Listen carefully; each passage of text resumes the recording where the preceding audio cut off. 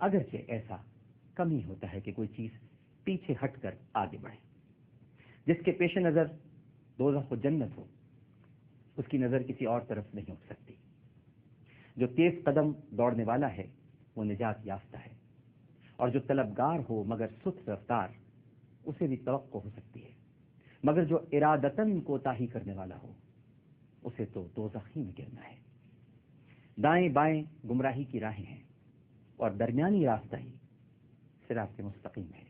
توجہ فرمائیے گا، دائیں بائیں گمراہی کی راہیں ہیں اور درمیانی راستہ ہی صراط مستقیم ہے. اس راستے پر اللہ کی راہ ہمیشہ رہنے والی کتاب اور نبوت کے آثار ہیں. اسی سے شریعت کا نفاذ اور اجرا ہوا، اور اسی کی طرف آخرکار باز گشت ہے. جس نے غلط ادعا کیا وہ تباہ اور برباد ہوا، اور جس نے افترا باندھا وہ ناکام اور نامراد رہا. جو حق کے مقابلے میں کھڑا ہوتا ہے وہ تباہ ہو جاتا ہے، اور انسان کی جہالت اس سے بڑھ کر اور کیا ہوگی کہ وہ اپنی قدر و منزلت کو نہ پہچانے. تمام لوگوں میں سب سے زیادہ خدا کے نزدیک مبغوض وہ شخص ہے، ایک تو وہ جسے اللہ نے اس کے نفس کے حوالے کر دیا، یعنی اس کی بدعمالیوں کی وجہ سے اپنی توفیق سلب کر لی، جس کے بعد وہ سیدھی راہ سے ہٹا ہوا، بدعت کی باتوں میں فریفتہ اور گمراہی کی تبلیغ پر مٹا ہوا ہے. وہ اپنے ہوا خواہوں کے لیے فتنہ اور سابقہ لوگوں کی ہدایت سے برگشتہ ہے. وہ تمام ان لوگوں کی ہدایت سے برگشتہ ہے جو اس کی زندگی میں یا اس کی موت کے بعد کی پیروی کرے. اور گمراہ کرنے والا ہے وہ جو دوسروں کے گناہوں کا بوجھ اٹھائے ہوئے اور خود اپنی خطاؤں میں جکڑا ہوا ہے. اور دوسرا شخص وہ ہے جس نے جہالت کی باتوں کو ادھر ادھر سے بٹور لیا ہے. وہ امت کے جاہل افراد میں دوڑ دھوپ کرتا ہے اور فتنوں کی تاریکیوں میں غافل اور مدہوش پڑا رہتا ہے، اور امن و عاشقی کے فائدوں سے آنکھ بند کر لیتا ہے. چند انسانی صورت یا انسانی شکل و صورت سے ملتے جلتے ہوئے لوگوں نے اسے عالم کا لقب دے رکھا ہے، حالانکہ وہ عالم نہیں. وہ ایسی بے سوت باتوں کے سمیٹنے کے لیے منہ اندھیرے نکل پڑتا ہے جن کا نہ ہونا ہونے سے بہتر ہے. یہاں تک کہ جب وہ اس گندے پانی سے سیراب ہو لیتا ہے اور لا یعنی باتوں کو جمع کر لیتا ہے تو لوگوں میں قاضی بن کر بیٹھ جاتا ہے اور دوسروں پر مشتبہ رہنے والے مسائل کے حل کا ذمہ لے لیتا ہے. اگر کوئی الجھا ہوا مسئلہ اس کے سامنے پیش ہوتا ہے تو اپنی رائے سے اس کے لیے بھرتی کی فرسودہ دلیلیں مہیا کر لیتا ہے اور پھر اس پر یقین بھی کر لیتا ہے. اس طرح وہ شبہات کے الجھاؤ میں پھنسا ہوا ہے جس طرح خود ہی اپنے جالے کے اندر. وہ خود یہ نہیں جانتا کہ اس نے صحیح حکم دیا ہے یا غلط. اگر صحیح بات بھی کہی ہو تو اسے یہ اندیشہ ہوتا ہے کہ کہیں غلط نہ ہو، اور غلط جواب ہو تو اسے توقع رہتی ہے کہ شاید یہی صحیح ہو. وہ جہالتوں میں بھٹکنے والا جاہل اور اپنی نظر کے دھندلے پن کے ساتھ تاریکیوں میں بھٹکنے والی سواریوں پر سوار ہے. نہ اس نے حقیقت علم کو پرکھا نہ اس کی تہ تک پہنچا. وہ اس طرح روایات کو درم برہم کر دیتا ہے جس طرح ہوا سوکھے ہوئے تنکوں کو. خدا کی قسم وہ ان مسائل کے حل کرنے کا اہل نہیں جو اس سے پوچھے جاتے ہیں، اور نہ اس منصب کے قابل ہے جو اسے سپرد کیا گیا ہے. جس چیز کو وہ نہیں جانتا اس چیز کو وہ کوئی قابل اتنا علم ہی نہیں قرار دے دیتا، اور جہاں تک وہ پہنچ سکتا ہے اس کے آگے یہ سمجھتا ہی نہیں ہے کہ کوئی دوسرا پہنچ سکتا ہے. اور جو بات اس کی سمجھ میں نہیں آتی اسے پی جاتا ہے کیونکہ وہ اپنی جہالت کو خود جانتا ہے. ناحق بہائے ہوئے خون اس کے ناروا فیصلوں کی وجہ سے چیخ رہے ہیں، اور غیر مستحق افراد کو پہنچی ہوئی میراثیں جلا رہی ہیں. اللہ ہی سے شکوہ ہے ان لوگوں کا جو جہالت میں جیتے ہیں اور گمراہی میں مر جاتے ہیں. ان میں قرآن سے زیادہ کوئی بے قیمت چیز نہیں، جبکہ اسے اس طرح پیش کیا جائے جیسا پیش کرنے کا حق ہے، اور اس قرآن سے زیادہ ان میں کوئی مقبول اور قیمتی چیز نہیں اس وقت جبکہ اس کی آیتوں کا بے محل استعمال کیا جائے. ان کے نزدیک نیکی سے زیادہ کوئی برائی اور برائی سے زیادہ کوئی نیکی نہیں. اور پھر فرمایا کہ جہاد جنت کے دروازوں میں سے ایک دروازہ ہے جسے اللہ نے اپنے خاص دوستوں کے لیے کھولا ہے.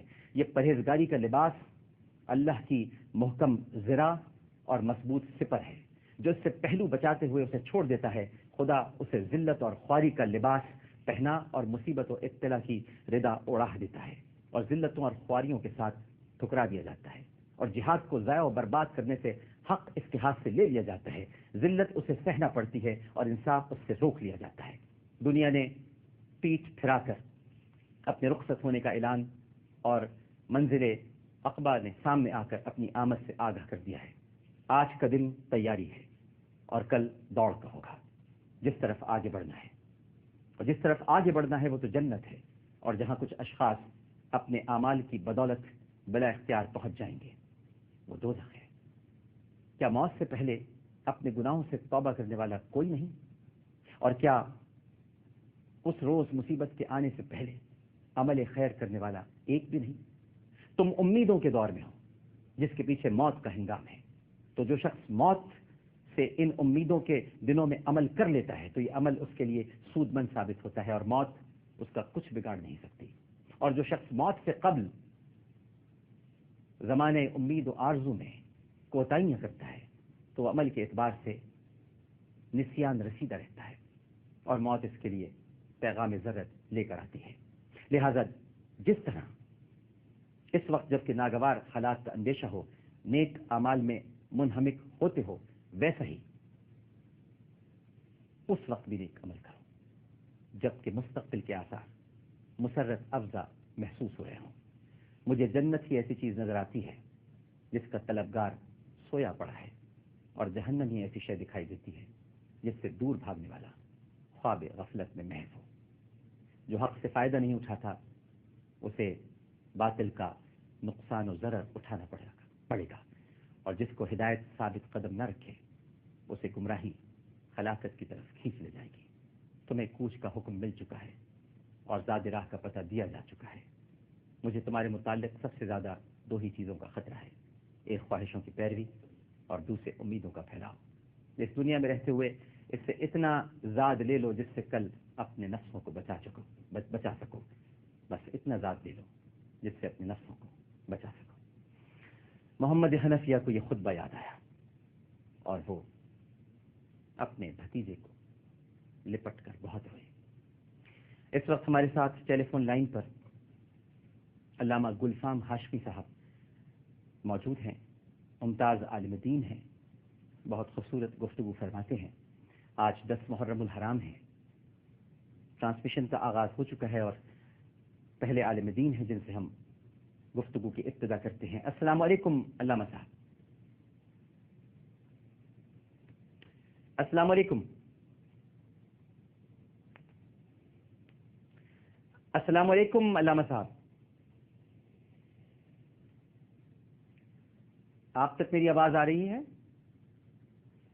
میرا خیال ہے کہ لائن ڈراپ ہو گئی ہے، لیکن ہمارے ساتھ جامعہ نعیمیہ کے محتمم اور مولانا نعیمی کے شہید صاحبزادے، مولانا نعیمی شہید کے صاحبزادے مولانا راغب نعیمی اس وقت موجود ہیں۔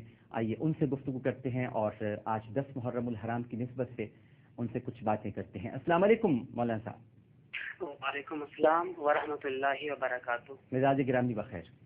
الحمدللہ، اللہ کا لاکھ لاکھ شکر، اللہ کا لاکھ احسان۔ راغب بھائی الحمدللہ آپ کی دعائیں۔ راغب بھائی آج 10 محرم الحرام ہے اور آپ تو جانتے ہی ہیں کہ آج کا دن صرف تاریخ اسلام ہی میں نہیں بلکہ ہمارے دین میں بھی بڑی اہمیت کا حامل ہے۔ کئی واقعات اس سے جڑے ہوئے ہیں اور کئی معاملات جو مستقبل میں رونما ہونے والے ہیں وہ بھی آج 10 محرم الحرام ہی سے جڑے ہوئے ہیں۔ میں آپ سے یہ گزارش کروں گا، درخواست کروں گا کہ اس وقت پوری دنیا میں آپ کی گفتگو سنی جا رہی ہے اور مولانا نعیمی کی جو شہادت ہوئی جامعہ نعیمیہ میں دہشت گردوں کے ہاتھوں، اور وہ بھی دہشت گردی کا مقابلہ کرتے کرتے حق کہتے ہوئے، سچ کہتے ہوئے اس جہان فانی سے کوچ کر گئے۔ آپ ایک شہید کے صاحبزادے ہیں اور آپ امام عالی مقام سیدنا حسین رضی اللہ تعالی عنہ اور ان کے اصحاب و اعوان کی قربانیوں سے بھی اچھی طرح، بلکہ مجھ سے تو کہیں زیادہ اچھی طرح واقف ہیں۔